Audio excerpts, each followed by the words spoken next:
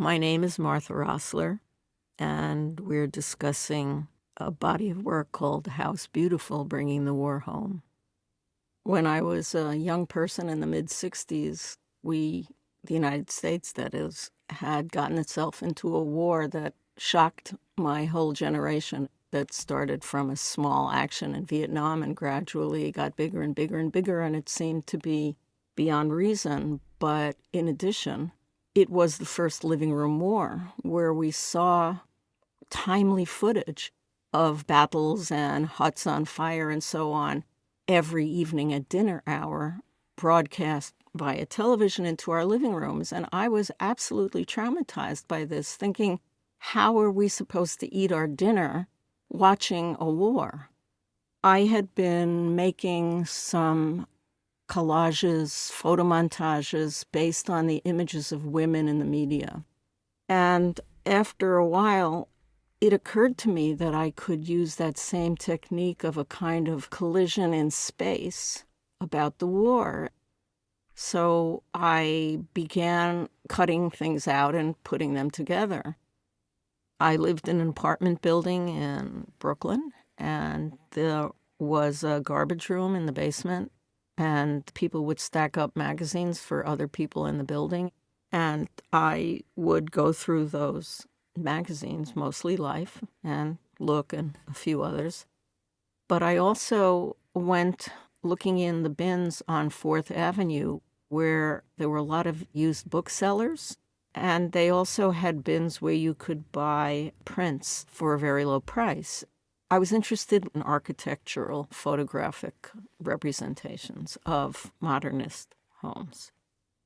So the series is called House Beautiful, and it's called that because it really is centered on the idea of domesticity, safety, space, and aesthetic rightness, but also bringing the war home because I am literally bringing images of the war into spaces having to do with our domestic life. If I was using news images, I wanted them to have just gone over the curve of immediate memory into something else, of being vaguely familiar but not ripped from the headlines. In one I'm looking at here, which is Cleaning the Drapes, you can see its relationship to the Body Beautiful series because it's a woman, pretty up to date, with a vacuum cleaner that she's wearing, which looks like an attaché case or a briefcase with a wand attached. And she's vacuuming these drapes. And outside is a photograph in black and white of a couple of soldiers standing around in what amounts to a trench. It's not an image of combat. They are tableaus in stasis, so that we take the action of war and look at it in a more contemplative way. I'm looking at one that I call Make Up, Hands Up.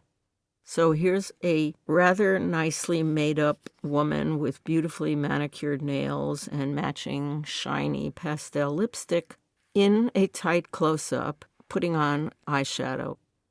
And where her eyes should be is a rather brutal cut of an image of a soldier leading off a female Vietnamese captive.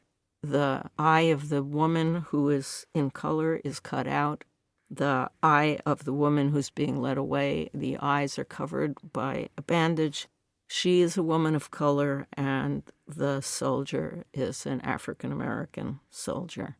So I'm talking about several things at once, but what's front and center for us is the image of the captive in war.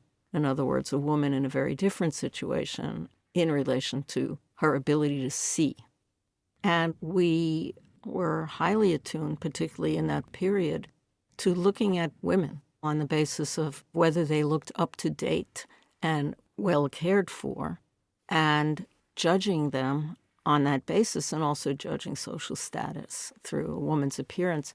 So I wanted the viewer to not quite identify with the people in the images.